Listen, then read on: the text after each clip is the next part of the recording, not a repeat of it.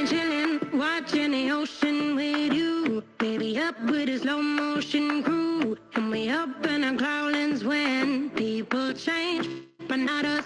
And we just chillin', kicking it, kissed by the sun. Could be soaked to the skin in the mall soon. I know she got the good vibes when seasons change, but we're the same. Even if I lost all my money, the zero runs deep, honey. And I don't need to speak a single word, 'cause you got me holding, holding. Even if my jokes aren't funny, my tongue tied up on it.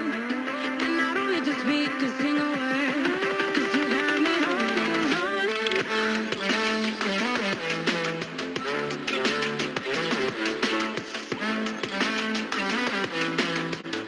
'Cause you got me holding, holding.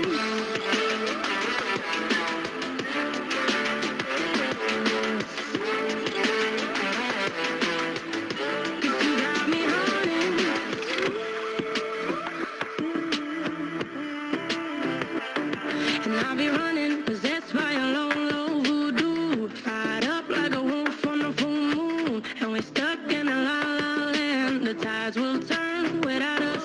And I'll be killing time like I might be a cartoon. Take it in real life like haiku. I know we got the good vibes when pieces fall right into place. Even if I lost all my money, the zero runs deep, honey. And I don't need to speak a single word, 'cause you got me holding, holding. Even if my jokes aren't funny, my tongue tied up on it. And I don't need to speak a single word, 'cause you got me holding, holding.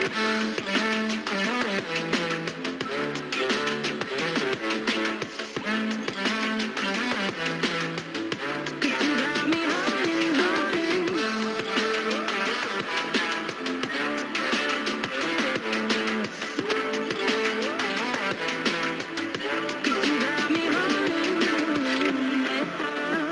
Play me like a bass guitar, simmer down and mess me up, tripping like I'm Jimmy at Woodstock. Drive me around in your red Ford, shivers down my spinal cord. Oh, oh, oh, oh, 'cause you got me holding.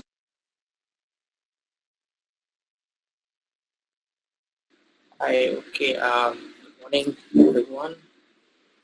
Can you guys hear me? Audio clear?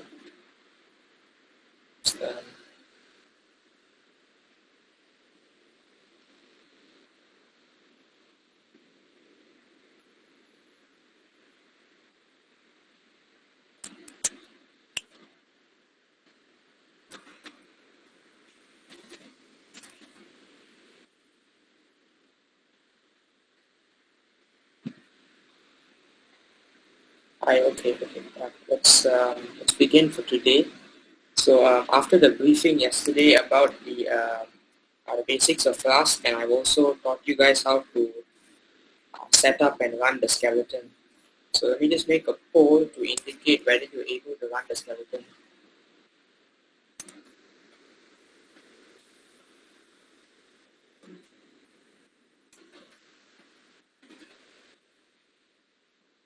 Please vote in the poll to indicate whether you are able to run the skeleton code for Flask.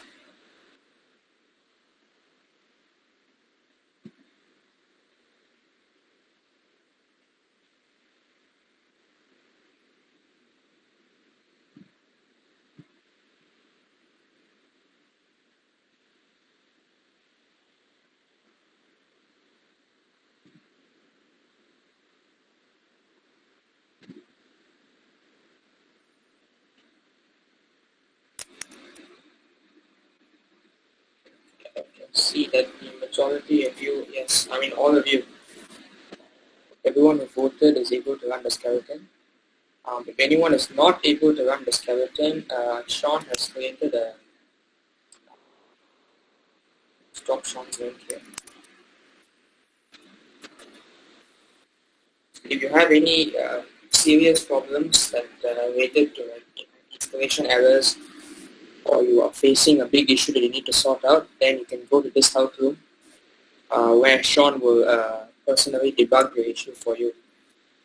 So if you have any Flask installation errors, I highly recommend that you go over to this link in order to get it sorted, so as to not interrupt the main flow of the meeting. Okay. So if I'll keep the poll running. If you guys are able to set up your skeleton, or if you face errors, please go ahead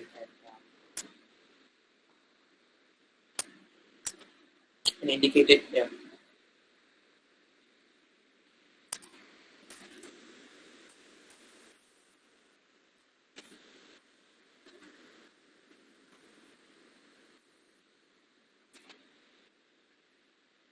Okay. Let's begin for today. Let me share my screen.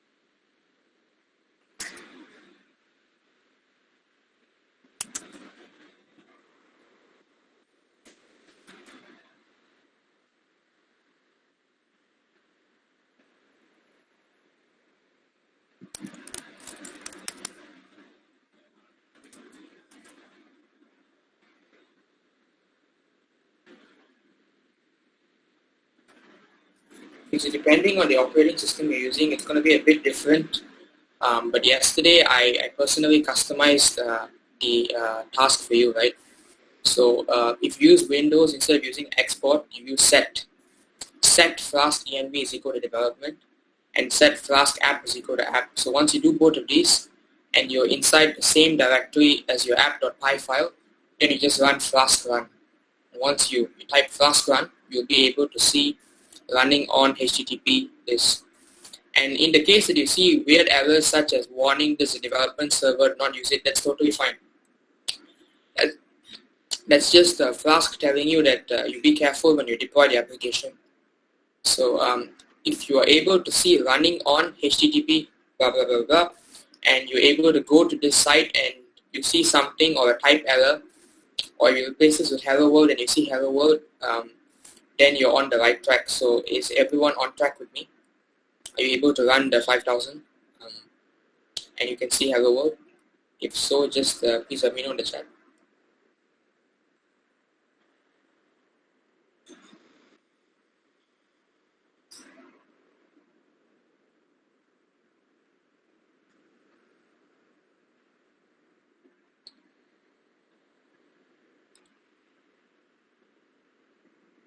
Okay, I'm assuming that everyone is on track and they can see hello world by now, because we did this yesterday itself. So let's go over the file structure of Flask, right? Because so you have a templates folder. I want everyone to go to the templates folder and have a look at what's inside. So you see a bunch of HTML files that you've already made.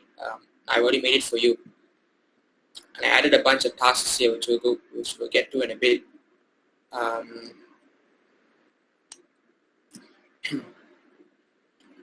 So now let's try to serve this indexed HTML file. So you have this indexed HTML file, right? If you just open this index.html file, so just find the file itself, find the index.html file, this one, and just open it with Chrome. So you guys see the screen here, welcome to my awesome app. If I trust you and you wish to access my app, please log in. But when you click login, it won't actually work because it's not actually served by the app. So this HTML file with the CSS that we've added is what we call the template.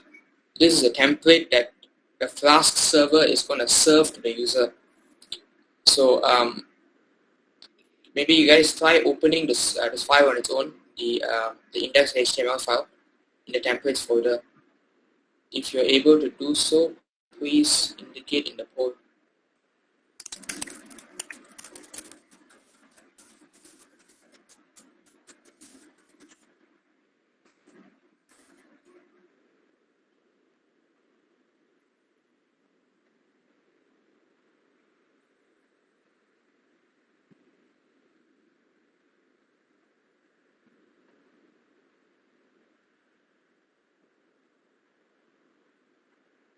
Okay, fine. Okay, looks good.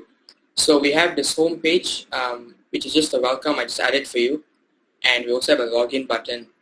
And if you're wondering how the design is a bit, the fonts are quite nice and the button is styled, I'm actually using a package called UI Kit. I actually really like this UI library, and you guys can check it out. It's an alternative to Bootstrap, and it has fantastic documentation.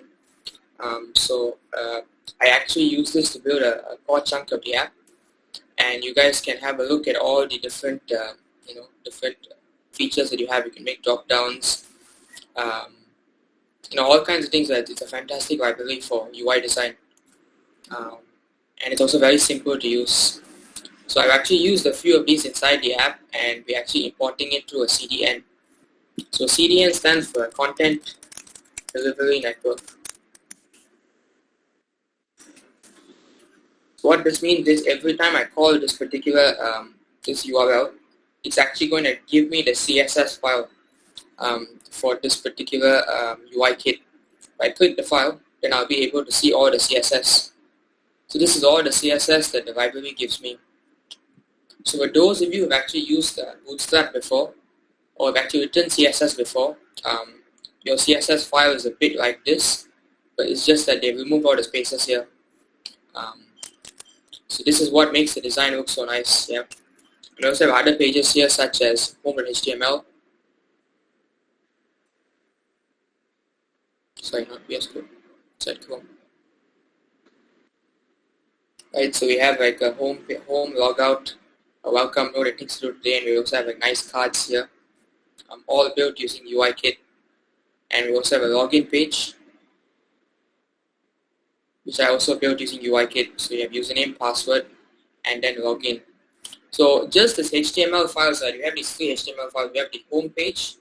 I made the home page, the login page, and the dashboard. So let's try typing something inside. Does it work? Does it work? If you click something, does it work? If I click login, does it actually go to the login page? If I click this, I want it to go to the login page. And if I log in successfully, I want to go to the dashboard. But just as HTML files, none of this actually works, right? It's all just separate, raw, static HTML files that do not have any, elements that I can interact with. So what Flask is going to do is add that interactivity to this app. So once we serve this app using Flask, I will be able to link my login page to my dashboard and my home page to my login page seamlessly. And if I enter the correct password, then I'll probably go to the dashboard. If I enter the wrong password in the login page, then it will tell me that I've entered the wrong password. And very easily, you can build very powerful web applications using Flask. And you can use libraries such as UIKit to build a fantastic user interface. So maybe when you guys are free later, you guys can go check out how UIKit works. I recommend it over Bootstrap any day. Okay, so let's go ahead and start working on the app itself. So let's go over the starter code here. So we're importing Flask, obviously. If you are able to run Flask, that already means your Flask installed, so nothing wrong there. Then we actually initialize the Flask app. So this object is the actual application that will take in all the requests for the app. And don't worry about these two first. This one, don't worry about it first. Don't worry about this. Don't worry about sessions first. I'll talk about it later. And then I just made a simple list. We'll come to this later. And then we have separate routes. Okay, we have a normal hello world route. So if it's just a / hello world, and if it's a / login, a separate login function to handle it.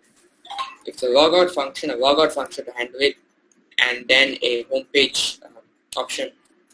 And each one has separate methods for get and post. I'll get this in a bit. Okay, so the first thing we want to go over is what these keywords mean, get and post. So these are what we call HTTP verbs. HTTP verbs. Let me put a Django for this.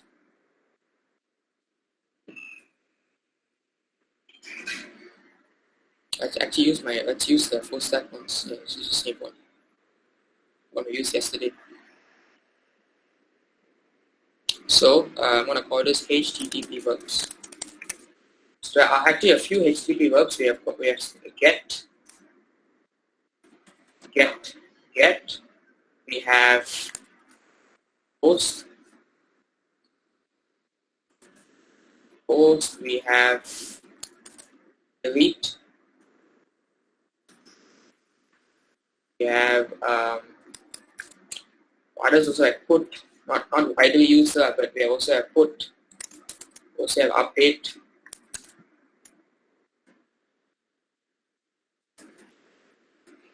Okay. So these are all HTTP verbs that the front end uses to interact with the server. So for those of you who were there yesterday, when I was talking about how a front end back end database works, the type of request that the front end sends to the back end is called a HTTP verb. So if the front end is asking for data from the back end, such that in this case the front end is asking for pictures of cats from the back end, we're requesting data. And when we're requesting data, it becomes a get request. But let's say the front end wants to send data to the back end, you want to save something to the database or something, then you make a post request. So get means I want some data, and post means I want to give you some data. So you take this data and save it. And then put and update similar to post. You're providing data, but it's more specific in the sense that update is updating an existing record in the database, and put is inserting something totally new.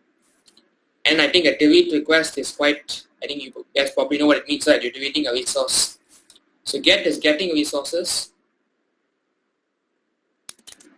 grabbing resources from the server. Post is sending resources to the server. Deleting resources from the server. These are for get, post, and delete. For put and update, they're just more specific versions of post. So let's do a quick quiz maybe. So let's say I want to get a bunch of, okay, I already revealed the answer.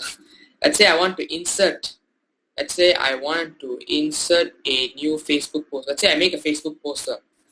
What kind of request is it? I think it's quite easy, right? I'm making a Facebook post on my timeline, and I click, create post.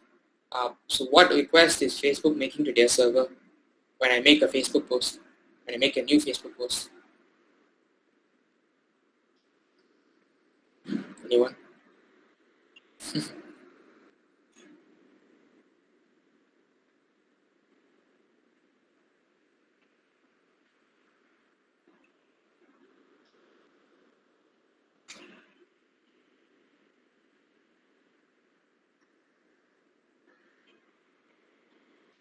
Very quiet this point. Okay, yeah. Let's say I'm making a Facebook post to the server. What kind of request am I making? That's the question.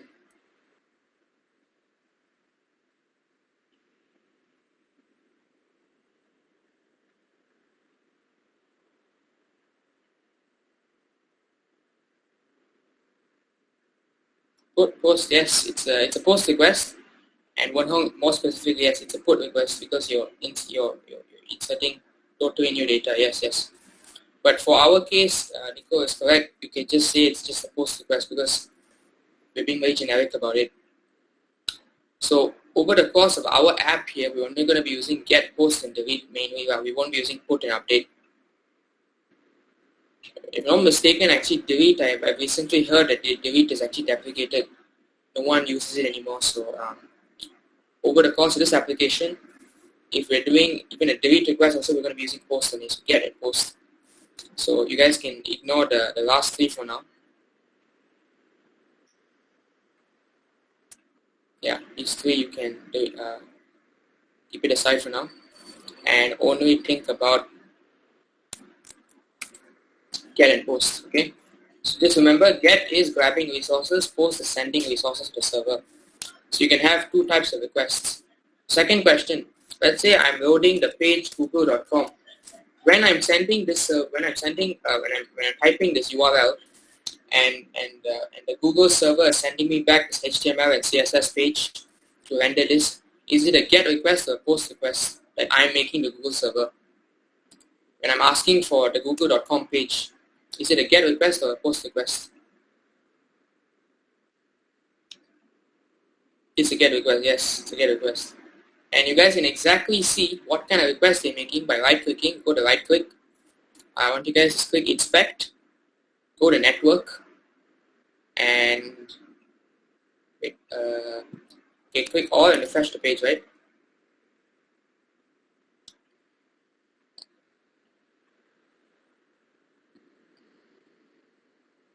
Yeah, for example, wait, let's try to, let's go to a different page maybe.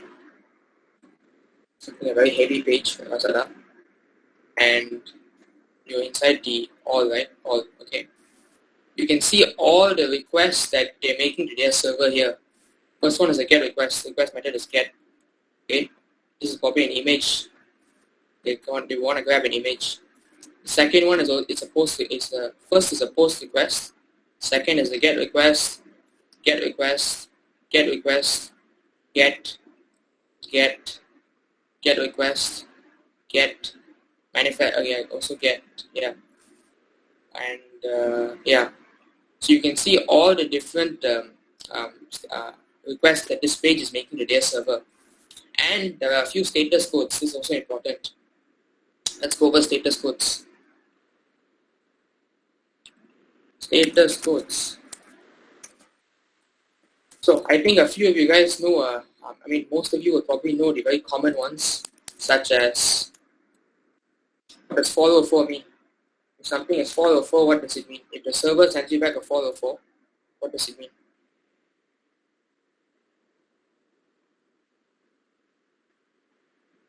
.404.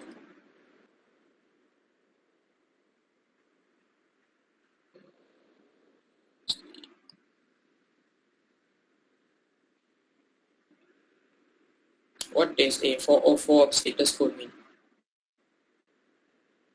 It's an error, yes, but what's the specific error? Yeah, it's an error. But 404 basically means not undefined, not found. 404 means not found. So resource not found.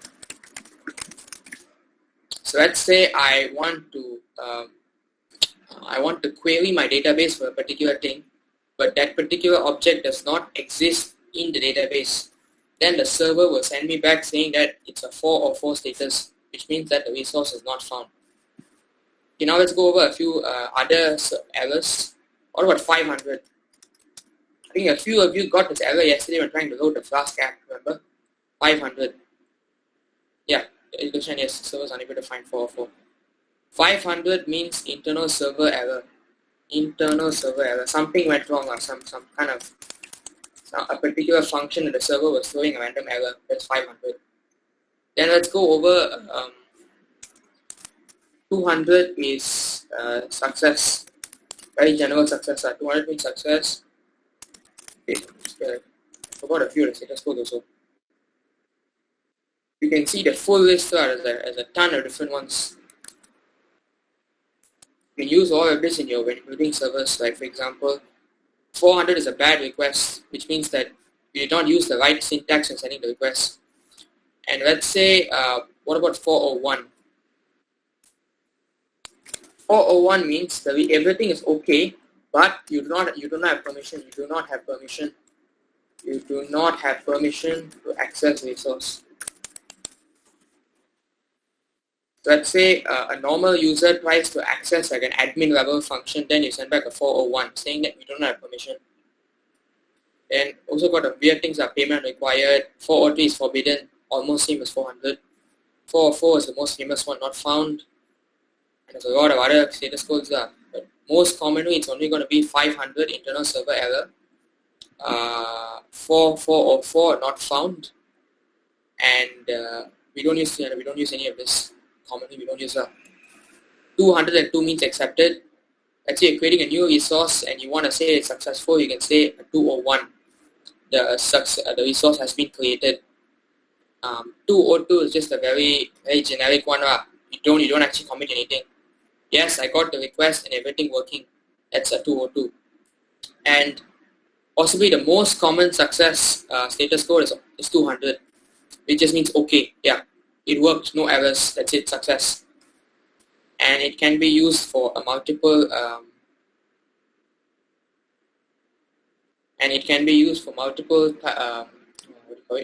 multiple types of requests, whether it's a get, put, or a post or anything. As long as you send back 200, which means that everything works fine. But of course, you guys are free to use any of these status codes to build your applications. So that's just a brief about that. Now going back to Lazada's one, we have the request URL, the URL they used to make the request, the request method they used, the status, whether the server succeeded or not, whether it gave them back a request or whether it threw an error. In this case, the page loaded properly, so it gave them a 200. They also give the IP address they make the server to, and they make something, the referral policy. Okay, I just want to know basically just the whether it's cross origin or single origin. Later you guys go read about cross origin resource sharing. I have a good article about this. I think it's from it's a very good one.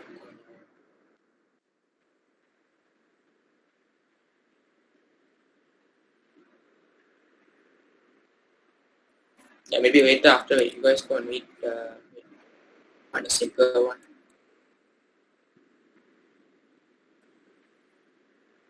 Yeah, this is a bit simpler. Read this. Wait, not now. It's not important today, but it's something about APIs you must understand. Okay, then let's go to headers. So this is the extra information that the request will make to the server. So it's basically saying that the content I want is image/png. So basically this request, this entire request, the purpose of it is to get back a PNG image from the server, the date I'm making it from, the date and time I'm making the request. At the server I'm using on basically it's Nginx server, the Linux server is running on Nginx, which is what their backend is running on. And a bunch of other methods, authority, part, schema, encoding, all that stuff. And you also see the entire payload they make and so on. So yeah, you can entirely see everything they're making, all the data they're requesting, whether it's a JavaScript file, a CSS file, images, media, fonts, documents, manifest. XHR basically means it's a type of request to the server, XHR or fetch API. You understand what fetch and XHR mean if you are doing JavaScript web development, then you'll be able to run all this. But for Python, no need. It's okay. We just take the get post and delete. Okay, so you can also inspect the page. If you guys have learned basic web development, you probably know how to inspect and look at CSS files and stuff. But that's for a different day. Well, let's go to Python. Okay. So we looked at status codes and we looked at HTTP verbs. So I think we're ready to start actually coding the app, right? Okay, so let's look at this one, app.route, just a plain slash. So that's why when I go to my, those are the things. That's why when I just go to the slash, the normal URL, without anything else, I go to hello world, right? If I just enter the plain URL without any extra parts, then I'll get back hello world. Now, I want you guys to try this. I want you to put your name there, and I want it's a get request because you're requesting data. Methods is equal to get and define a function in your own name, and then I want you to send back your name. You have reached SID endpoint. Okay, so put your own name and then just make this, and then save your file, and then refresh the page and go to /SID or whatever your name is, and you'll be able to see you have reached the SID endpoint. So now anytime someone goes to the /SID part and they make a GET request to this part, they'll get back this particular string. So are you guys able to make your own part now? Are you guys able to make your own? Sorry. Yeah, are you guys able to make your part? Y for yes, N for no.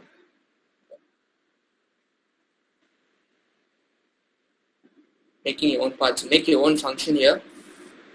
Make it a GET request, and then send back some kind of data. You have reached a SID endpoint, or you have reached whatever endpoint, and then test it out.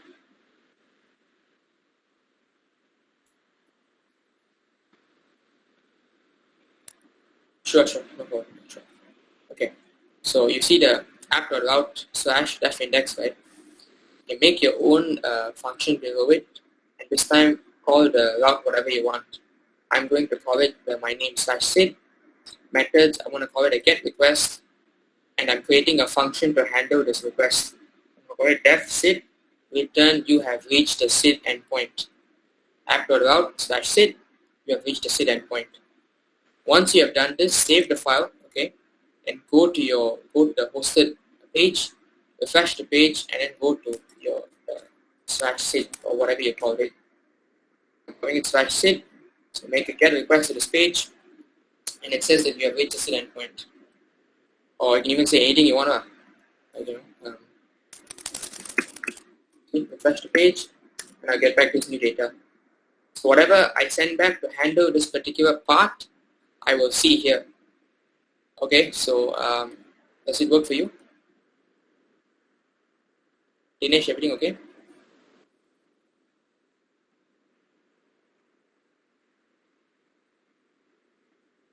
Dinesh, okay, nice. How about everyone else? Am I moving too fast?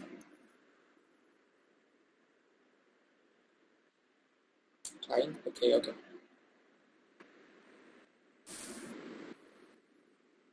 So anything, just stop me, let me know. Let me move on to right now we're just sending back a string, right? Let's try to dynamically show something. Wait.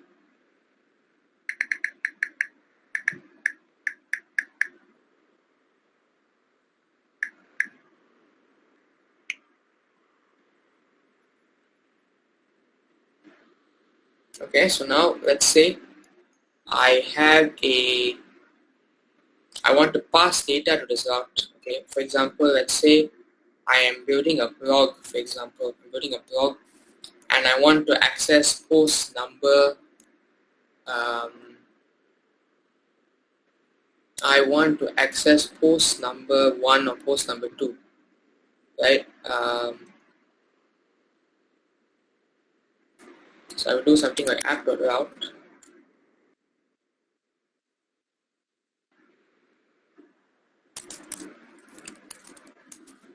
/post /id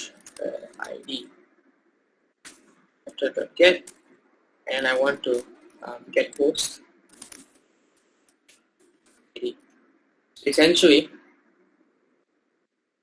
what I'm doing here is I'm asking for a post and passing in extra information about this post. So here I'm asking for post number. I can ask for post number 1, post number 2, post number 3. And then depending on the type, the post I ask for, the server will send me back that post. So for example, I'm saving this file and I'm going to post number 2.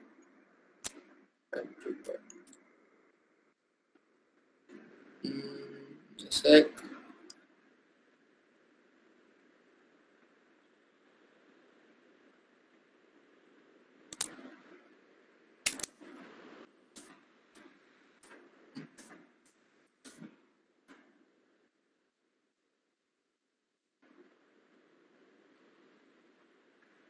Accessing correctly.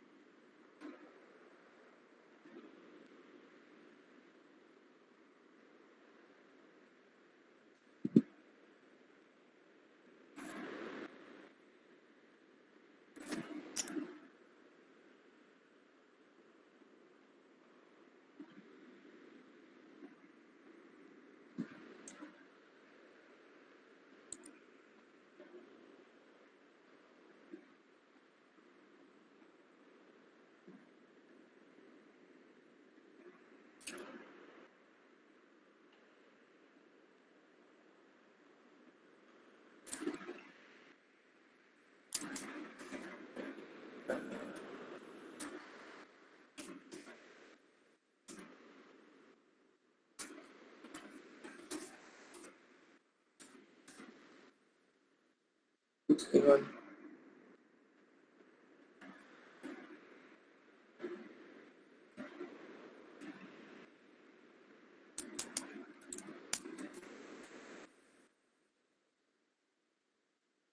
Sean, how is it work? Phoenix. Okay, yeah, sorry. But didn't flask in a long time. Okay. So let's say I'm making a get request and I want to get a particular post. I want to get either post 1, post 2, or post 3. In that case, I would pass in the ID of the post I want, and I can grab the variable here and then return only that particular post. So if I had a database, what I would probably do is I would get the ID first. Step 1, get the ID from the URL, get the ID of the post from the URL. Okay, in this case it's 1 or 2 or 3 or so on. It asks for post 10, I would get back post 10, right? Step 2, go to the database and find the post of that ID, right? And then step 3, send it back, return the post, I return the post. In this case, we don't actually have a database, so we are forced to use this kind of intuition. But let's try to simulate database. Let's try to simulate it. Let's try to create a new list here. I'm going to call it posts. Okay, posts. Okay, sure. Post 1, post 2, post 3. And now, based on the URL I send, I want the server to dynamically send back the string, the post I want. So, okay, how to cook spaghetti. My trip to Langkawi. I don't know, call blog posts. Trip to Singapore, for example. Yeah, 3 posts. Just make a list there. Keep the. Yeah, are you guys with me so far? Anyone lost? Anyone is confused by this post thing? It's a bit funny, right? But anyone is a bit confused, let me know. Everything okay?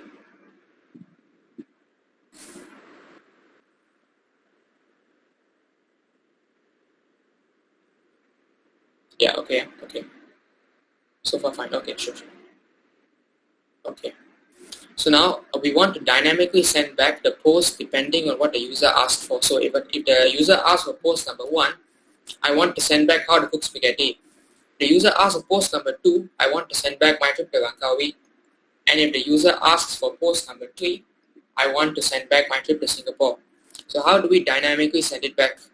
What we basically do is we do this. So let's write step by step. So render. So the post that user wants, I'm using a full variable name. So post, yeah. Since the ID will come as a string, we have to convert it to an integer first. So posts integer ID, right? And then we return that post user wants. So let's try to save this and let's try to go for post number 2. I live in Singapore. Post number 1, I live in Langkawi. And if I want post number 0, let's Python indexing starts from 0. How to cook spaghetti. Okay. Now what if I send back, what if I ask for post number 10? It will throw me this index out of range error.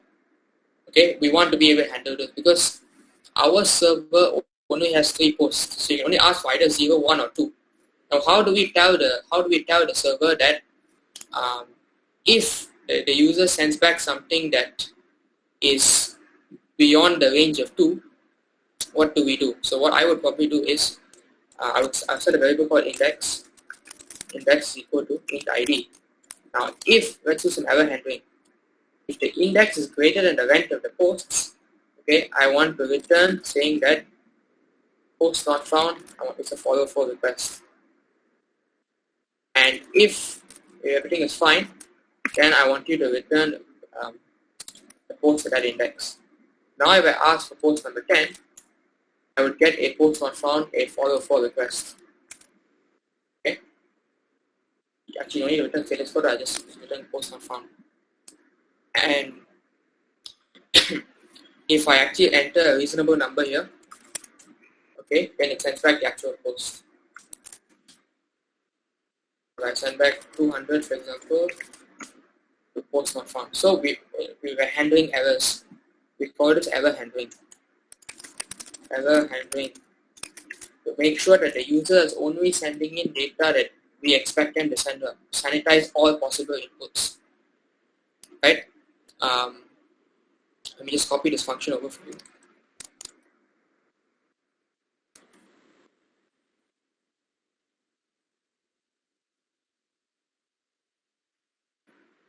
Okay, so getting a post at a particular ID, so you can pass in data to your request. So everything okay so far? Are you able to do this indexing and error handling also? If so, just let me know.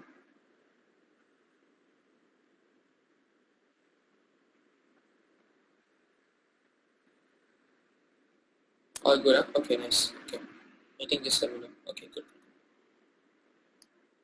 Interesting, right? I mean, you're able to pass in data and stuff to your post, to your request, and also send back data dynamically.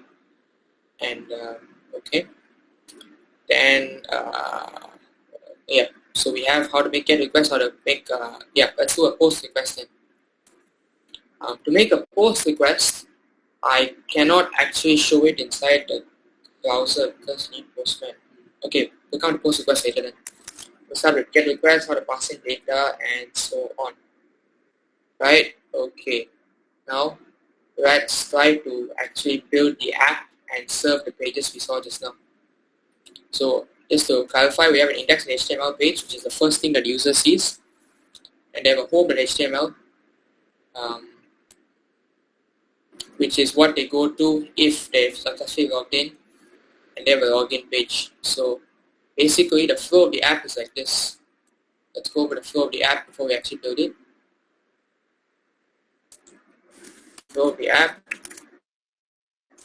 Let me increase the size of the font so you guys can see.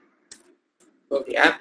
So number one, we find the index page, index.html page. Then if successfully logged in, sorry. Then go to login.html, login.html, and then it's a two if so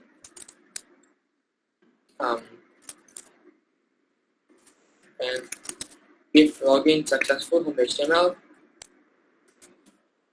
else go back to login.html, this time an error message.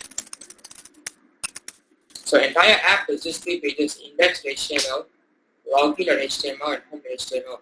So if the login fails, then they go back to login.html page, but this time we'll be showing an error box there saying that you cannot access this page because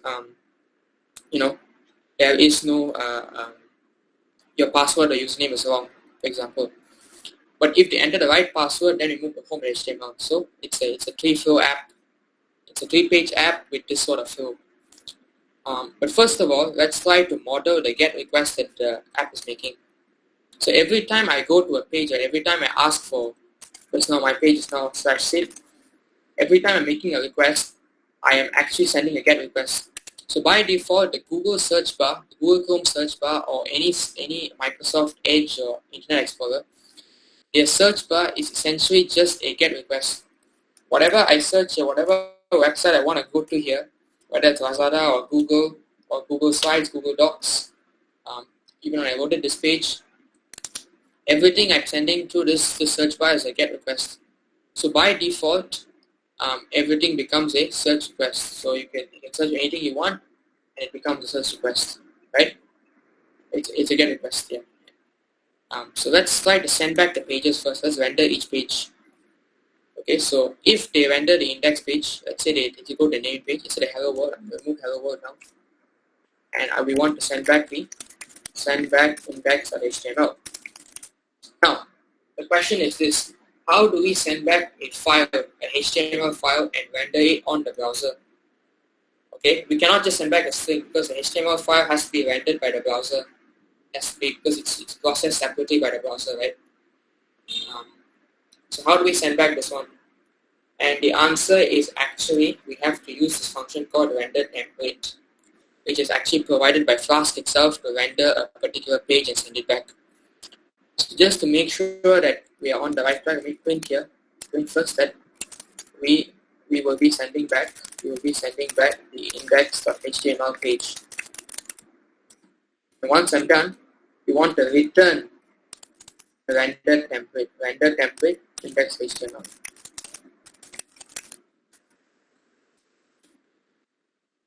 Okay, render template index.html. Okay, now I want you to go to just slash. And now you should be able to see welcome to my awesome app. Now, how many of you can see this page after returning index.html?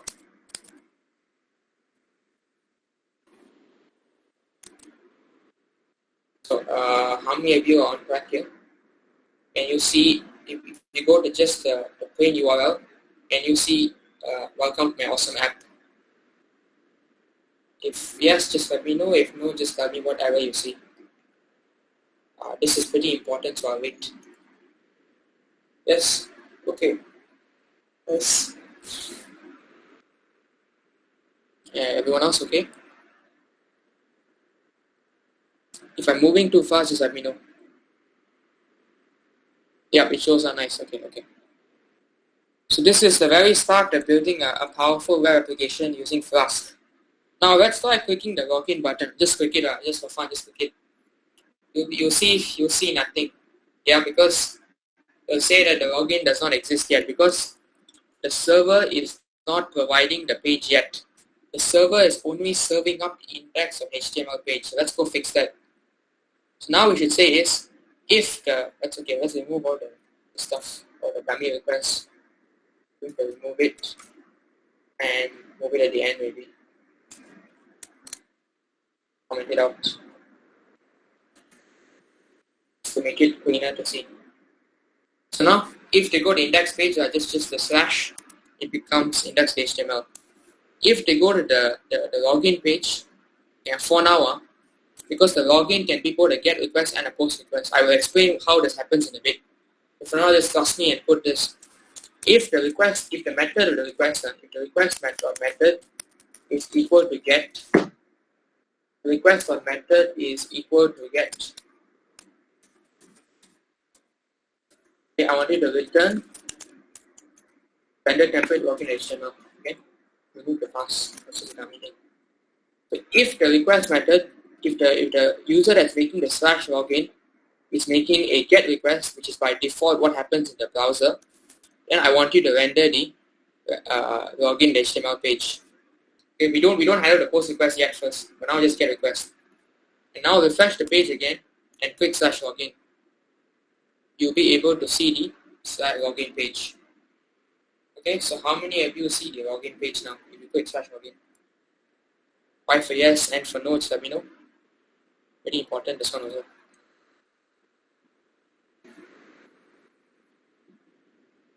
I'll put the function here so you guys can copy it directly.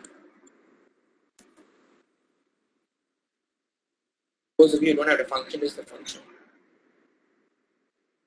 If the user is making a get request to this page, I want to send back the login.html page. Okay, so now the app finally has some kind of interactivity. Okay, I have the home page. If I go to the login slash login, I get the login page. Okay, so easily you've already linked in 2 pages now. You already linked up 2 pages. So no matter what the front URL is, you can change it to anything. The only thing that matters is the relative part. The slash login will go to the login page by default right now. And if you send a request without any parameters or any part, then you straight away get the welcome to my awesome app. Then click login, go to the login page. Okay, next step. We have the login page. Now click the login button. Does it work? New error here. New error does not return a valid response. Why does this happen? For this, to understand this, we have to go to the login.html page to see what it's doing. Okay, just to understand how much I need to brief you guys on this. How many of you have built, wait, I need to ask a poll for this. I have built forms using HTML. Yes. No. Please vote in the poll so I understand how much to explain here. Oh, okay, 1% no.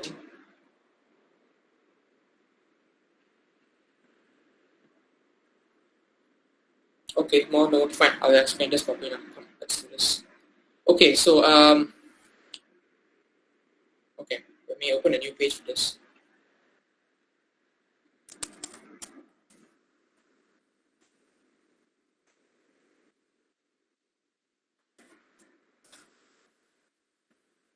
And HTML, I want you to. You guys don't need to copy this. You don't need to follow me. Just listen. Okay. There's my awesome form.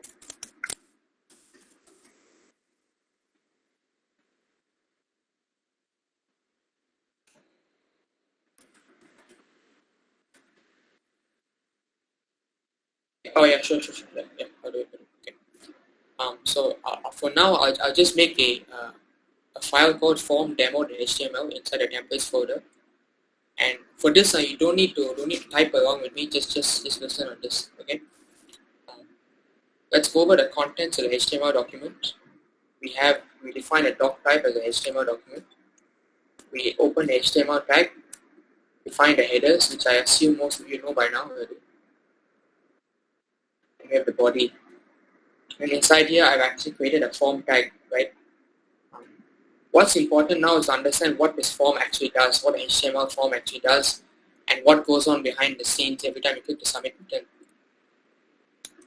Okay, so let me open this HTML page first.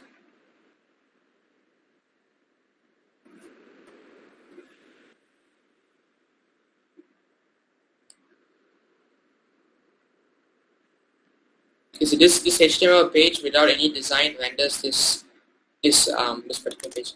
I'm just curious also, how many of you guys know HTML? I'm familiar with HTML. I am familiar with structure of HTML. Yes.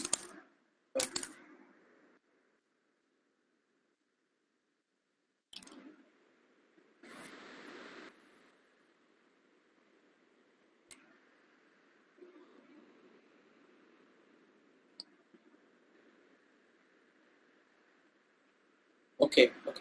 Since two people here, let's just go over the structure of HTML again then. So at the start, we define the type of the document. Okay.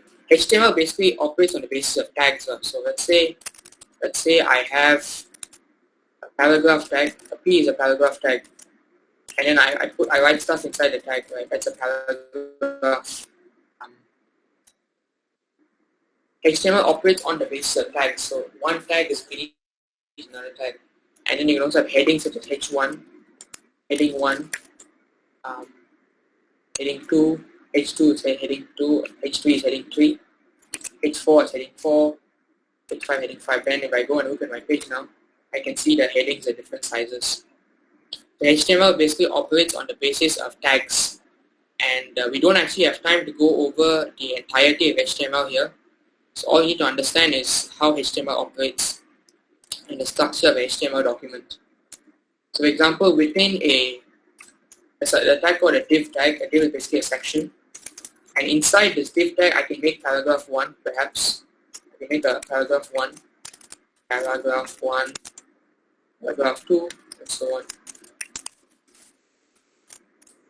Okay. And within within each paragraph tag, I can even make other tags inside. I can italicize characters inside this tag. Italicized. So you can see that this entire thing is one div tag on its own, and within one tag is another tag. So within this paragraph tag, there's another italic tag. So HTML itself operates on the basis of tags, and you must open and close all tags. That's the essence of HTML you can understand right now. The rest of it you can explore on your own later. But let me explain how the document works first. You open the HTML tag and you close the HTML tag here.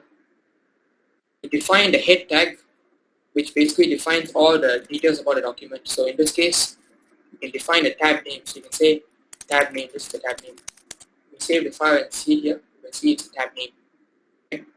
So the title actually defines the name of the tab.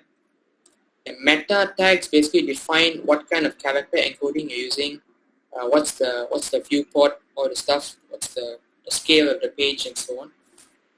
This is you must put this is compulsory, and these three tags are compulsory. And then you can also import your CSS files here.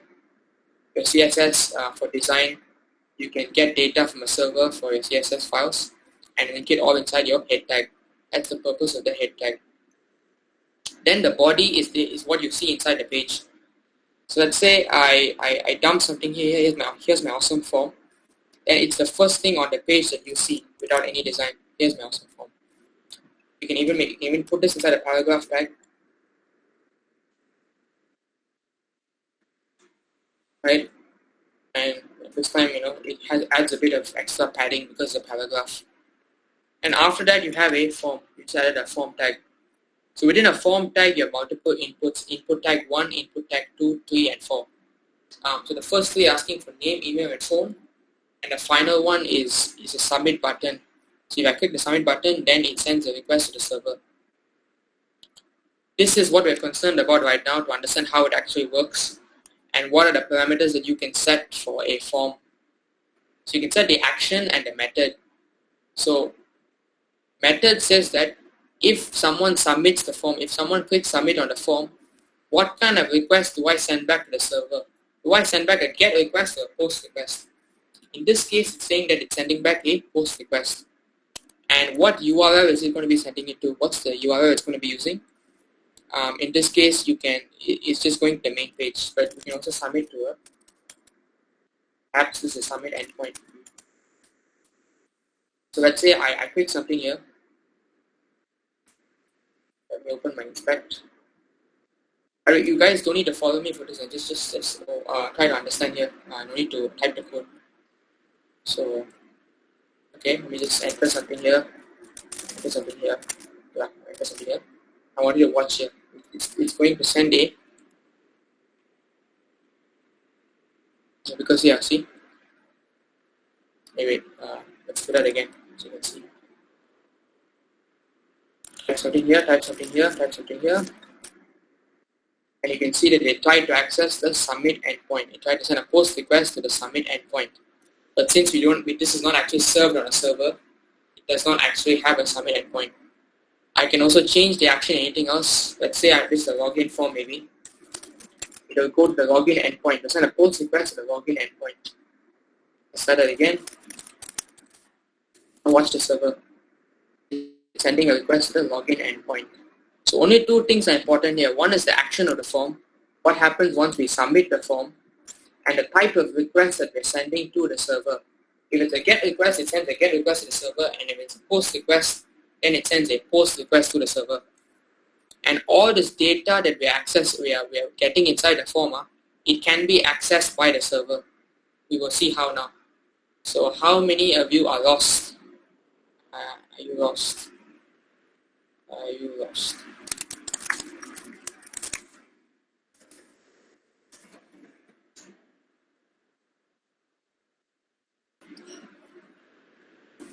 It's a bit confusing to see for the first time. Okay, one's lost. I really hope to see one's lost.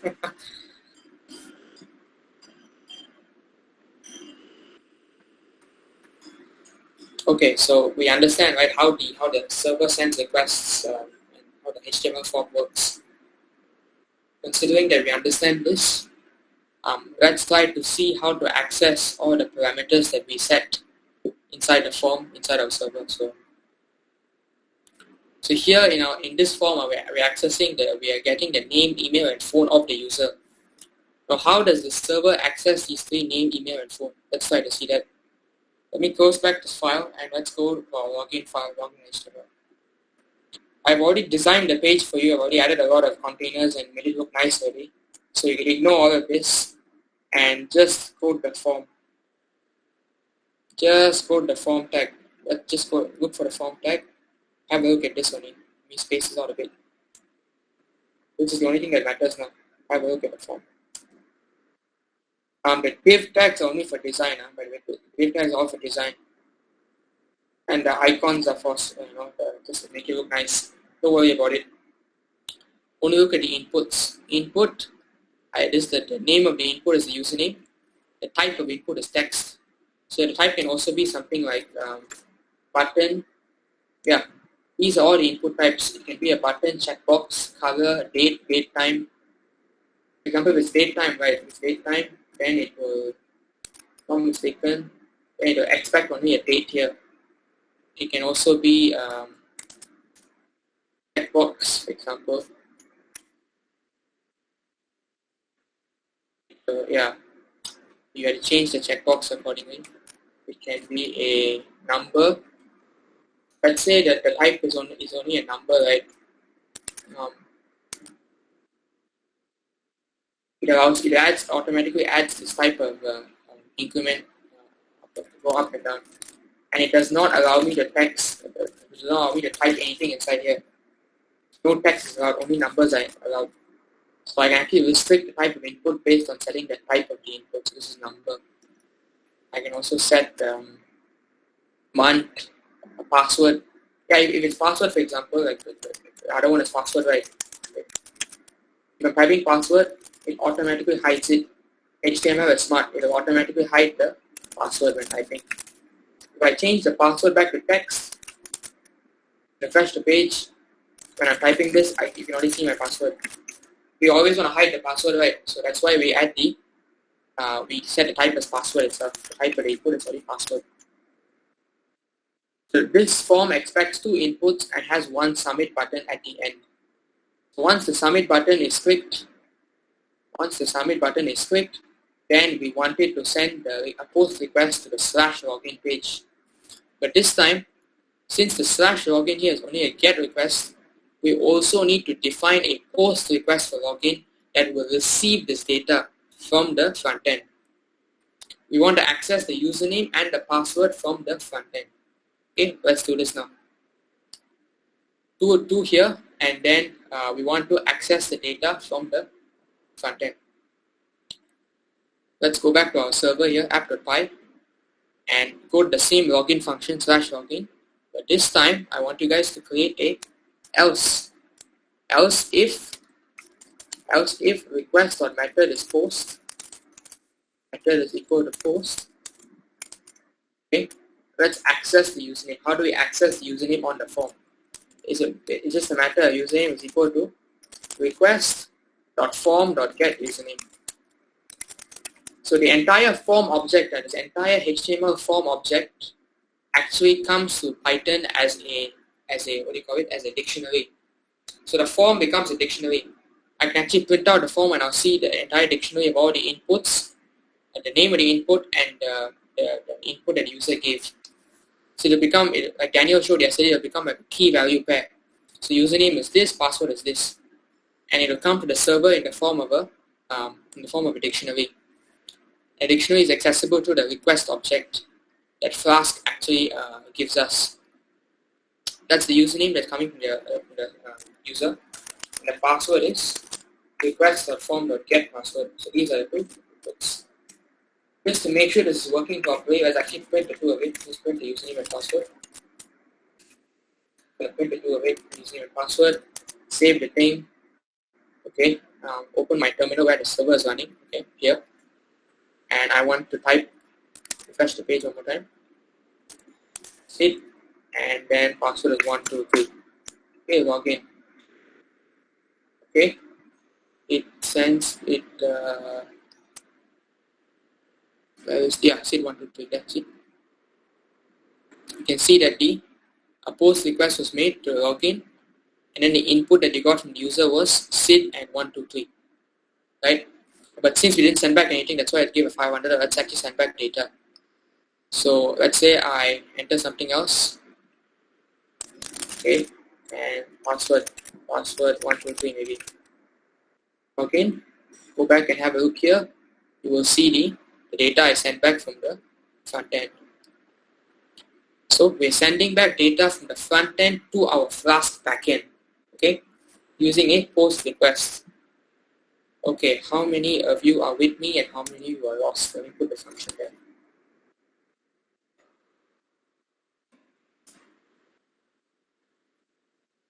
Okay, how many of you can access the data sent from the front end, and how many of you are already lost? Maybe I can access.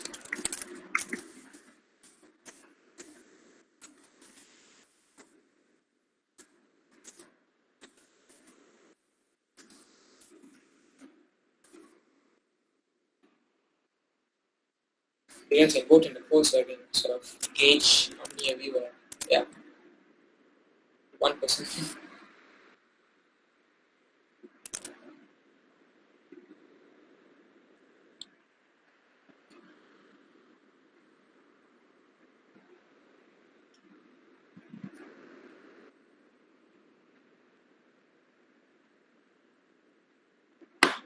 We can move a bit slower, but if you guys are stuck here, we can debug what your error is. So just try to vote in the poll, even if it's a no.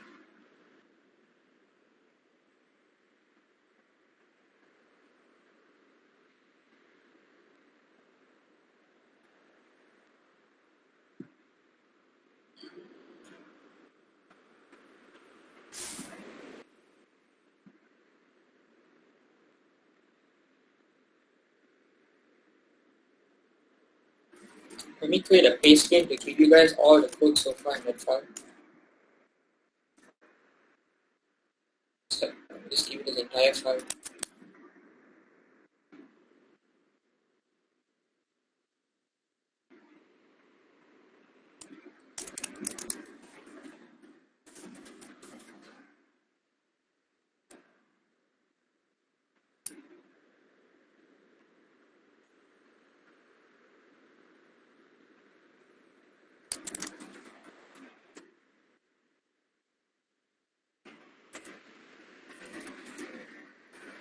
You guys can access the entire file here, so you can, in case you're stuck anywhere, you can just copy in the file for the app.py. Just replace app.py with this.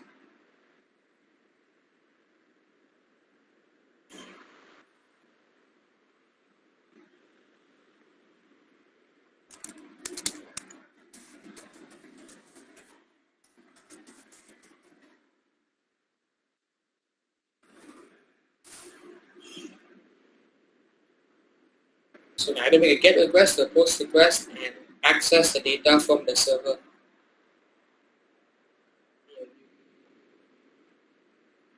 26 people are 26 people here. 7. I mean, if it's a no, then maybe you can show your error or type the error inside the chat and we can see what the problem is.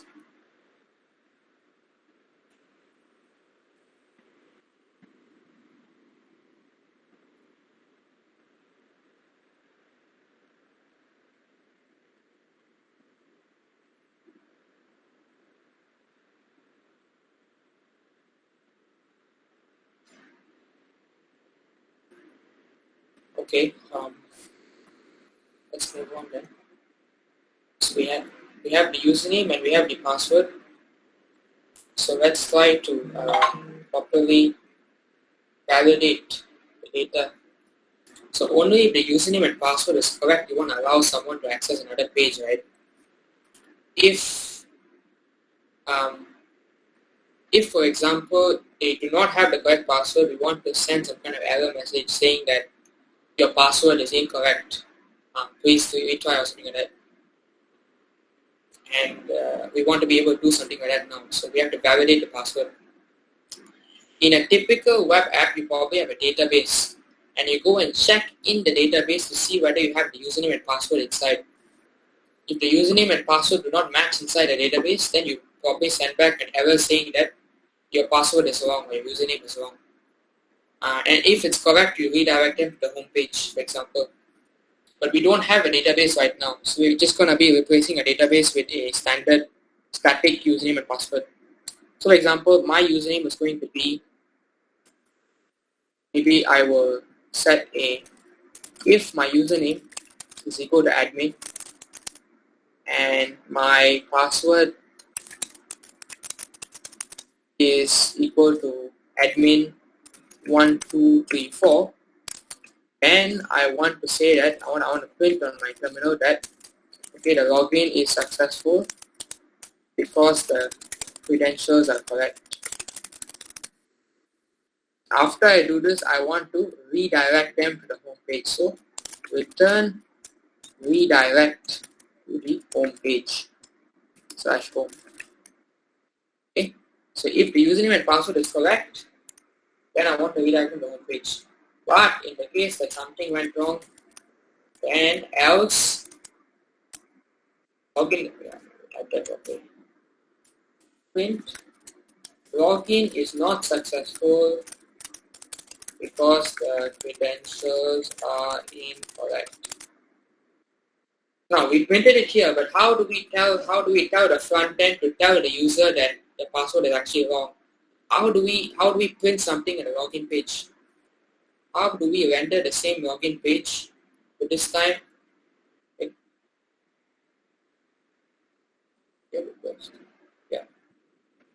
how do I render the same login page, but this time I want to print something at the bottom here saying that there's an error. How do I dynamically render this page, sending back data from the server? The smart thing is Flask actually allows you to actually pass in Python variables into your HTML page, and you can actually access these these Python variables inside your HTML page, dynamically render content, right? So for example, I have so if the login is not successful, I want to render the same login page again, but this time I want to print an error message down there. So here's what I would do. I would return the same render template here, but this time I'm going to pass in extra parameters inside here. So because how do we pass in extra parameters? As Daniel mentioned yesterday, it's just a matter of adding as many extra variables as you want. So I'm going to define my own variable called error is equal to incorrect, invalid username or password. This is my error. This is the error I'm sending back to the front end. So if the login is not successful, I want to send back the same login page. I want to render the same login page again, but this time with an additional error message. Now we have this error variable. How do we access this in the front end? How is it accessible inside the front end? For this, it's just a matter of using something called Jinja2. It's called Jinja2. Jinja2. Jinja2 is a templating language to dynamically render a page. You can do for loops, if statements, everything inside your HTML page. So since this thing is being rendered by Flask, let's say at the very top of the page, I'm going to access the variable here. How would I do it? It's just a matter of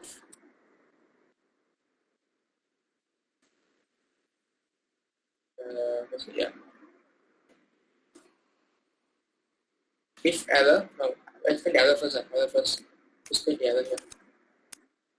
I have to put it inside the templating phases. I have to put a curly braces and then a percentage sign, and then close it with a percentage sign and curly braces. So whatever I type inside here is Python code.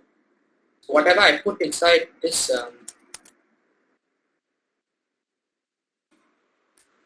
write any Python code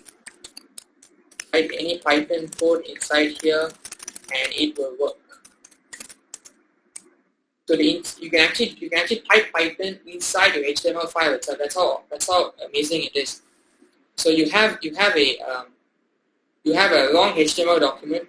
You can actually insert Python logic inside your HTML file to dynamically render the page.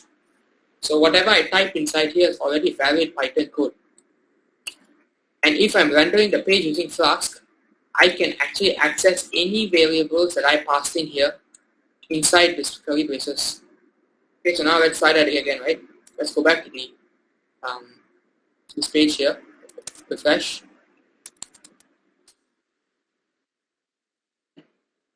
It's like yeah, we passing by default something.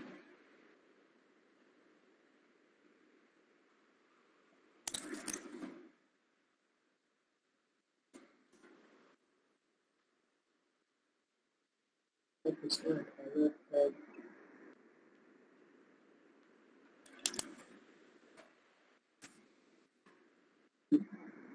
like I put the syntax along. Find out.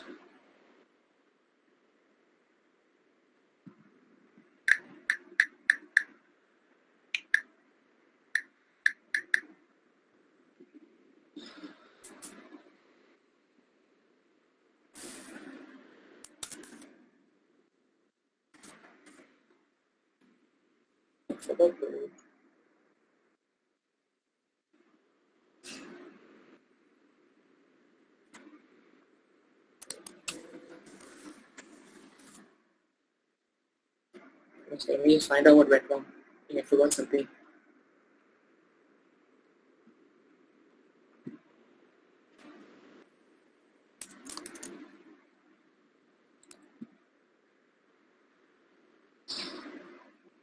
Sorry. It's a double curly braces. Sorry, my mistake.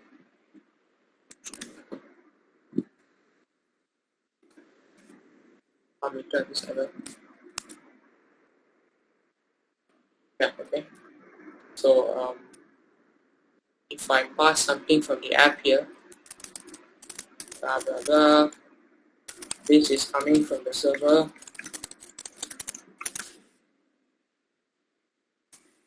Touch the page again, should be able to see this right at the top. Whatever I send back from the Flask application to my front end, I can send anything I want and insert it in any part of the page. I can even insert this in the middle of the HTML document out of nowhere. I can still do it. So in the login HTML file, instead of printing at the top, maybe I want to print it in my randomly in the middle, or maybe even at the top of the form also. Right here maybe. I can randomly insert Python Flask in Python variables. In the middle of the page, so I can access it. I can pass anything I want. I can even change the thing also. It will still work.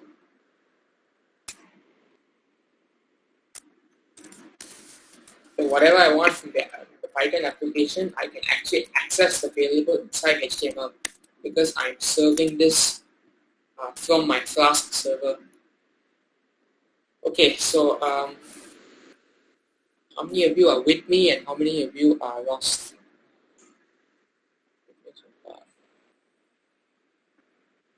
Actually, I open up Q&A also in case ask questions.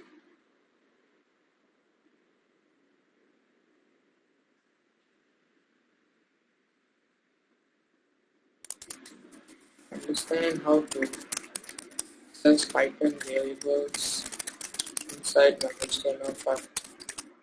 Yes.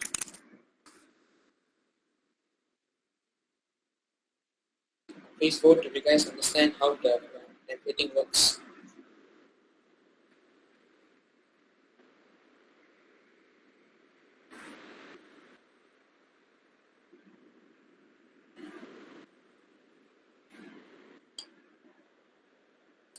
By the way, it's not limited to just a string. I can even pass in any kind of weird dictionary I want also. I can pass in an entire dictionary of values. I can pass in like item 1 is blah blah blah. Item 2, for example. Okay. I can pass in a dictionary, and I can not only I can access different items of the dictionary inside the app itself. So I can do something like I can index inside it. So if I take the error 1 here, I can actually index inside the item 1. Only equal item 1. Because this is Python, right? You can do anything you can do in Python inside your HTML file also, as long as you wrap it inside curly braces. I don't remember all the syntax of Jinja 2, but you can refer to the Jinja 2 documentation. It's a very, very powerful templating engine, and this is what Flask uses. So you guys can read to do all the if statements, exception handling, HTML escaping, templating, all documentation you can find here. The basics, you can look at the basics here.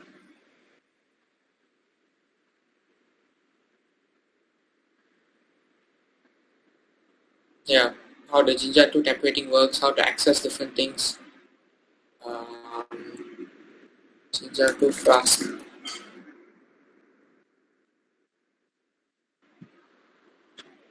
And more items here. How to do for loops. This is more relevant to exactly Flask alone. So you can do stuff like you can actually insert, you can actually do imports and stuff. You can actually import stuff inside your HTML document. You can escape.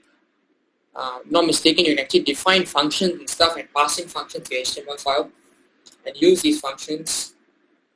You can use dictionaries, print stuff. It's very powerful. This is not just, there's so much more you can do with just Flask and Jinja 2. And you can find a lot of tutorials on it also. How to do templating with Jinja 2. All the different stuff you can do. Yeah, stuff for that.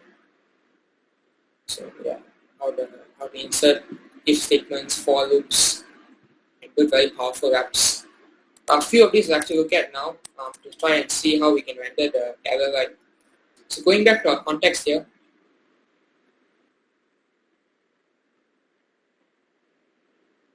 we'll move for the normal error. So if the password is wrong, we're going to be sending back the same exact page. So we're going to be sending back the same exact page, but this time we will be sending an additional variable called error. So how do we check in the login page if the error variable actually exists? And if there's an error, how do we show how do we show an alert box or something down there saying that there's an error? Okay. So now let me refresh the page. So nothing will come.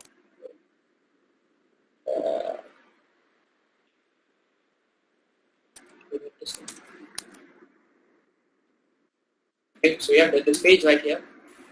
So if the password and username is wrong, then we want to print here. We want to print the error message here on this page. So I was thinking, since I've been giving all the answers so far, and I've told you guys what Jinja 2 is, I've showed you what UIKit is, and I actually added a task here. So if the username or password is wrong, I want you guys to print an alert box here. Print an alert box or whatever error or however you want to print it, saying that the username and password is wrong. So time now is 11:32. We take a break to 11:37, and then I will try to give the answer then. But for now, maybe you guys try first. Look at the documentation for UIKit to look at the alert box.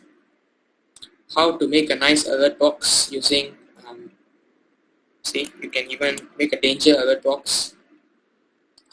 And how do you do an if statement using Jinja 2? So if there's an error, if the error variable exists, then print the error message here. Okay, so I trust that you guys will be able to try this out at least before I give the answer. So we take a break to 11:37.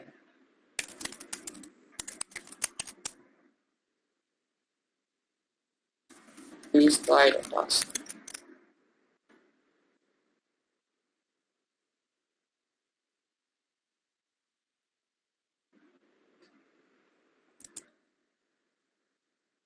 Yeah.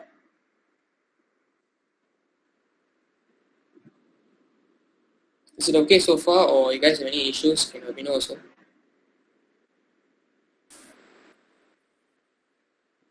Are you able to access, are you able to, you understand the task generally what you want to try to do? Or anyone's totally lost, also can let me know.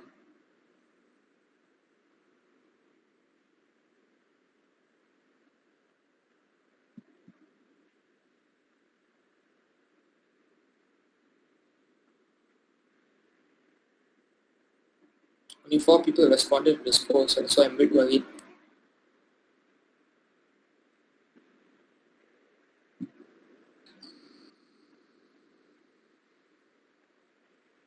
Send a Python code, sure, yeah.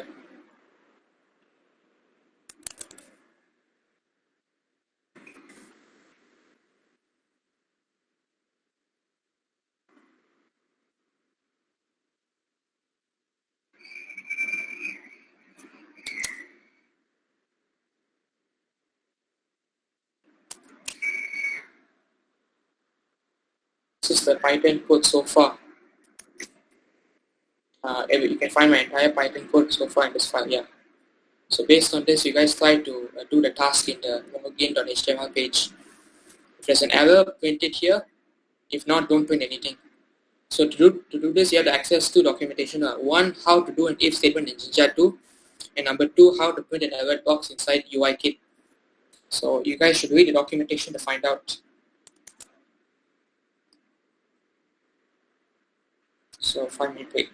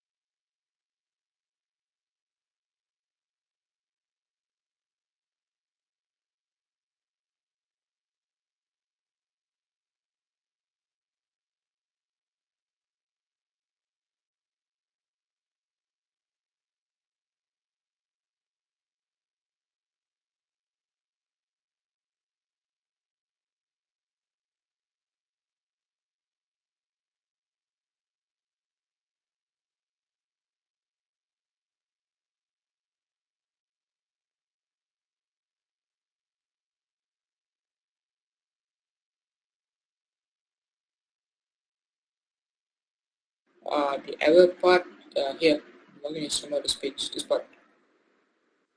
Let's go down to the your task. Be able to see the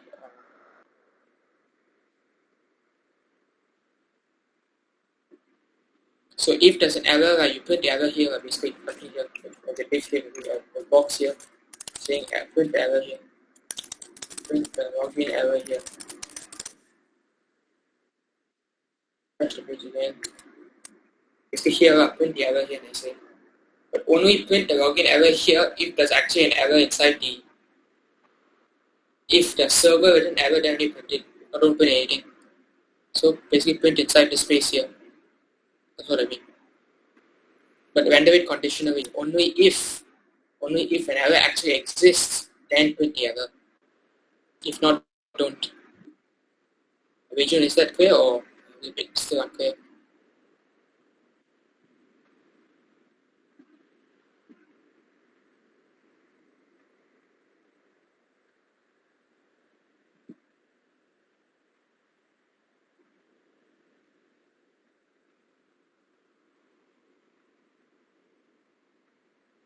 Okay, sure.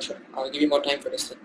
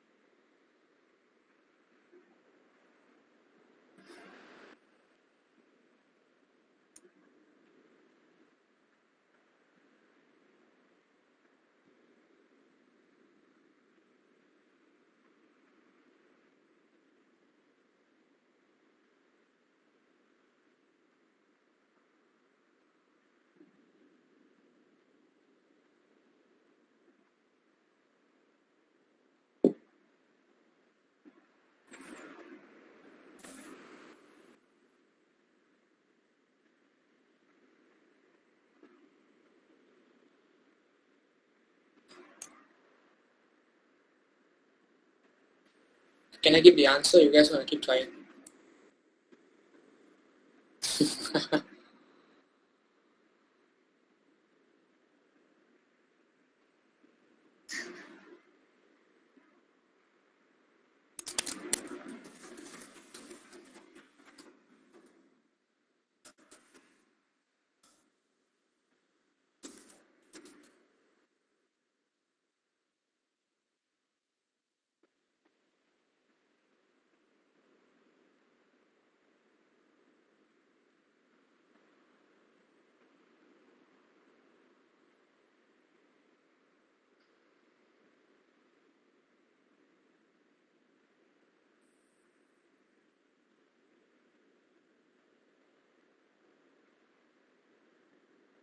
Done. Okay.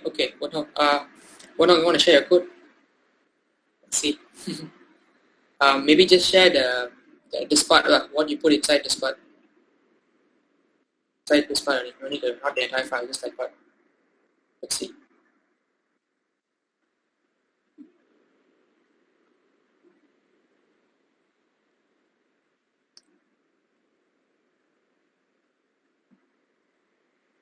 Or if you want to stay anonymous, you can also. Okay. Nice. Very good. Yes. Very good. That's exactly the answer. So I'll do the same thing here. Very good. Basically, the answer is this up. So if what you need to basically, if there's an error, right? If there's an error, then I want you to put the if class, use the UK alert nature, and set the UK alert. Actually, this one is not a documentation of basically, and then just say something like, you just print the error state. Yeah, just print the error state. Print the error state, or you want to put a custom message, put a close browse again, first UK alert close, UK close, and then print the error message down here. Or if you want to put your own custom error message, also can, and then just close the if and things. That's it. So when you normally render the page, you won't see anything here because there's nothing. But let's say I entered a wrong password, I re-render the page, then it only shows invalid username or password. But in the case that my username and password is correct, admin at admin123, login. Wait, what is the password? 1234, so admin and admin1234, login. Okay, it works. It goes to the home page already. The rest of the home page yet, so that's why it's working well. So that's basically it. It's basically just an if statement. So if there's an error, only if there's an error, this entire block of code will be shown. If there's no error, the templating engine will just skip over this thing. There's an error, show the error. If not, don't show anything. And you can also do an else if here. You can also do an else if and show something else, or an else if, else, and then end the if statement. So that's how the Jinja templating engine basically works. And you can basically access any variable that you pass in from your Python app inside your HTML code. So good job, Gunhong. Good job. Okay, let's so this works now. Now let's actually redirect to the home page. So now since we go to the home page now, right, there's nothing here. So let's actually serve up the home page from our app.py. Okay, let's app.py. From the home page, we want to be able to return the home page. Return render template home.html. Okay, now if I go to my home page, you actually see stuff to do already. But what if I want to actually send the username of the person logged in here? What if I actually want to print here, hello this person or whatever? What would I do for that? How would I pass in the variables? How would I print the user's username here? How do I pass in this data to another part? And that basically makes us come to this particular section here about sessions. What's a session? So if you guys log into any web app, right? Let's say you go to any web app, whatever you want, even UIKit for example, then you click the log icon, look at the cookies. And these are all the cookies that they're using. Some kind of tokens, access tag, Google tag, and so on. And session storage. So this is all the storage that the app saves for you. You know, to make sure that the next time you come to the page, you can access the same information again. So in order for us to access the logged in user across the entire app, across all the pages, we have to pass the username and save it inside the session. And that is why we initialize the session. So we say that the session is not permanent, and we say that the session is actually stored inside the file system, and then we initialize our own session for the app. So once the user is successfully logged in, we want to save the username inside the session so we can access it later. So after the username, after the thing is successful, before redirecting, what I will do is I will, inside the session variable, I will set the username inside. So next time from any other point inside the application, I can access the same session with whatever I save inside.